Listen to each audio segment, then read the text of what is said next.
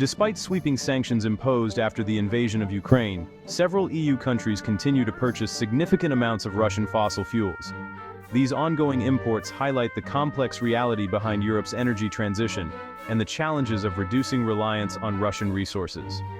In just a recent month, EU nations collectively spent about 1.15 billion euros on Russian energy imports.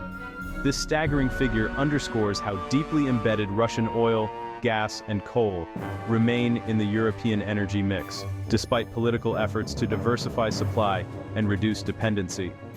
The top 5 importers, Hungary, Slovakia, France, the Netherlands, and Belgium, together account for a remarkable 85% of the EU's total spending on Russian energy. Each of these countries faces its own set of challenges, from limited alternative supply routes to long-standing infrastructure ties with Russia. For these nations, energy reliance is shaped by geography, historical contracts, and the technical limitations of their existing infrastructure. This makes a complete and immediate cutoff from Russian energy not only difficult, but potentially disruptive to their economies and daily life. Other countries, including Spain, Bulgaria, and Italy, also continue to import Russian energy, demonstrating that this is not just a regional issue, but a broader European challenge. Their participation further complicates efforts to present a united front against Russian energy exports. Critics argue that ongoing purchases of Russian oil and gas indirectly finance the conflict in Ukraine, creating a profound moral and political dilemma for European leaders. Public protests and heated debates reflect the growing pressure to find alternatives.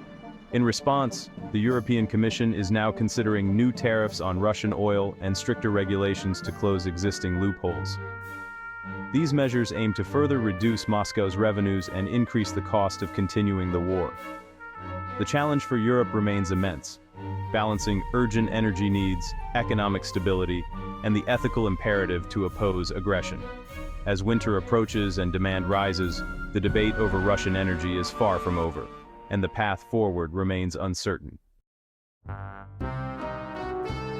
When it comes to energy, Russia is one of the world's largest exporters, and Europe has long been its biggest customer. But what exactly does Russia sell? And how do these vital resources make their way into European homes and industries? The answer depends on each country's geography, infrastructure, and political choices. For countries like Hungary and Slovakia, the story is all about pipelines. These nations are deeply connected to Russia through a web of oil and natural gas pipelines that date back to the Soviet era. Decades-old infrastructure means that, for them, Russian energy arrives directly and reliably, flowing beneath fields and towns, often with little alternative.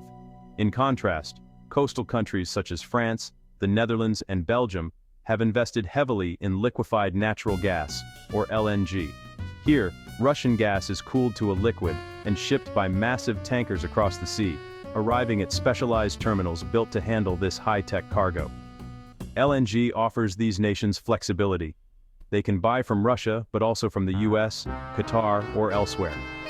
Still, Russia remains a major supplier, thanks to competitive prices and long-standing contracts that are hard to break overnight. The method of delivery matters. Pipelines lock some countries into long-term dependence, making it difficult to switch suppliers quickly.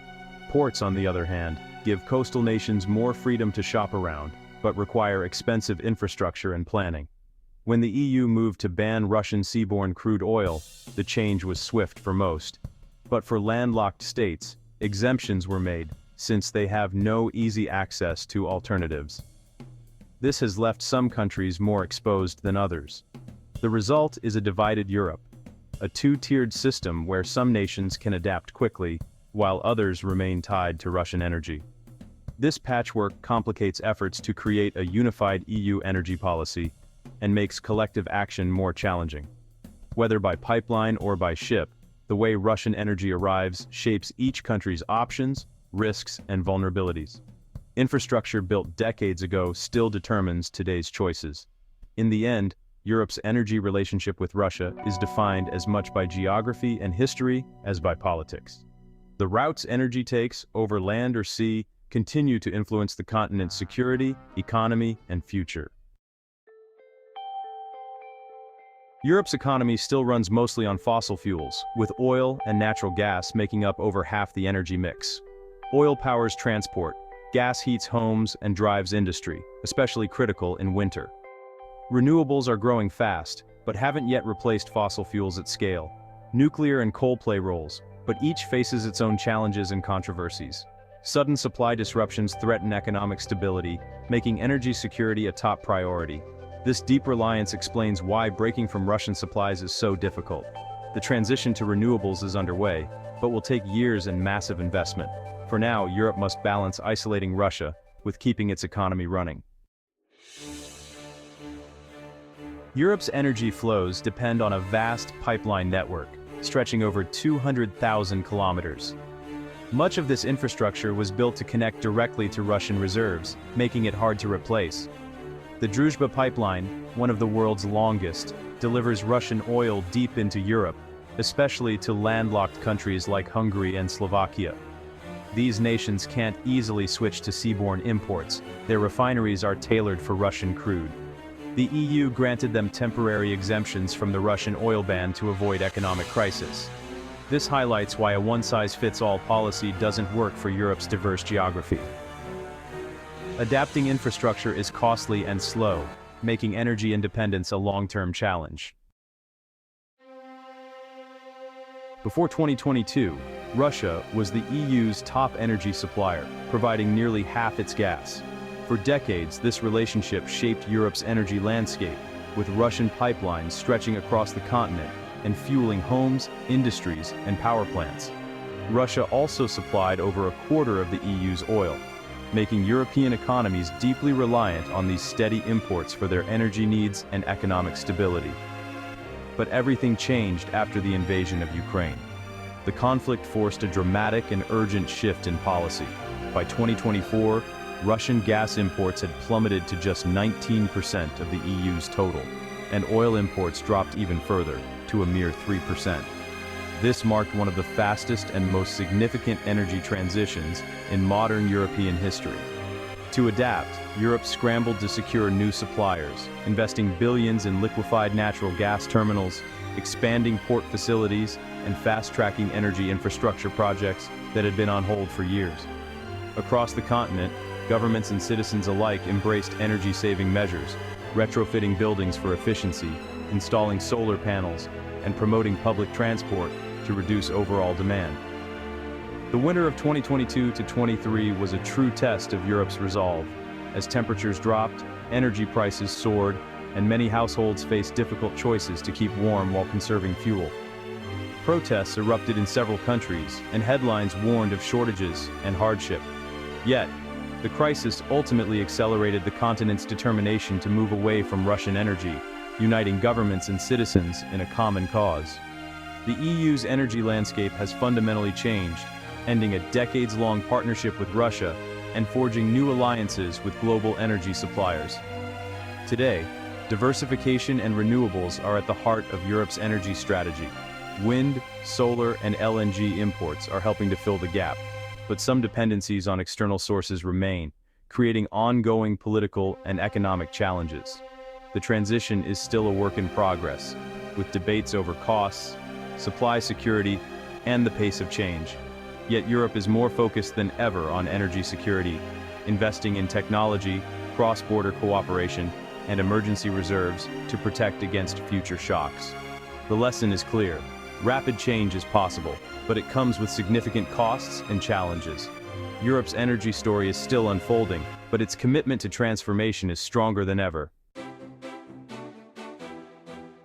To replace Russian energy, the EU turned to new and old partners. The US became a top LNG supplier, with exports to Europe more than doubling since 2021. Norway increased gas exports, now playing a critical role in Europe's energy security. Middle Eastern countries like Qatar and African nations such as Algeria and Nigeria have also become key suppliers. This global search for energy has made the market more competitive and driven up prices. Massive investments in LNG terminals and infrastructure are reshaping global energy flows. Europe's new energy map is more diverse, but also more complex and expensive. The continent is determined to avoid over-reliance on any single supplier again. Energy security now means global partnerships and constant adaptation. While Europe has slashed Russian oil and gas imports, other economic ties persist. Sanctions have reduced trade in metals like nickel and steel, but some dependencies remain. Fertilizer is a major exception. EU imports from Russia have actually increased since 2021. Russian fertilizer is vital for European agriculture, making a quick cutoff risky for food security. This has sparked debate. Some want tariffs to cut Kremlin revenue, others fear higher food prices. The fertilizer dilemma shows how hard it is to fully sever economic ties with Russia. Even with strong political will, replacing essential imports is a slow, complex process. Energy isn't the only sector where Europe faces tough trade-offs. As Europe turns away, Russia has found new buyers for its oil and gas. China is now Russia's top customer, spending billions monthly, mostly on crude oil. India has quickly become the second largest buyer, attracted by discounted prices. Turkey remains a key partner, importing a mix of Russian energy products. The EU, once Russia's main market, is now only the fourth largest buyer, mostly of LNG and exempted pipeline gas. South Korea rounds out the top five, mainly importing Russian coal. Russia's pivot has redrawn the global energy map, shifting flows from Europe to Asia. These new relationships help Russia offset lost European revenue. The world's energy trade is now more fragmented and politically charged. The energy split has had major economic consequences for both Europe and Russia. Europe faced higher prices and inflation, but the crisis accelerated investment in renewables and infrastructure. The continent is now more resilient and less vulnerable to energy blackmail. For Russia, losing Europe meant selling oil and gas at a discount to Asia, cutting profits but keeping revenue flowing. The new energy order is more fragmented, with both sides forging new alliances. Europe's lesson: diversify and invest for long-term security. Russia's adapt quickly or lose out. The era of stable, integrated energy trade between Europe and Russia is over, replaced by a more complex, competitive, and uncertain world.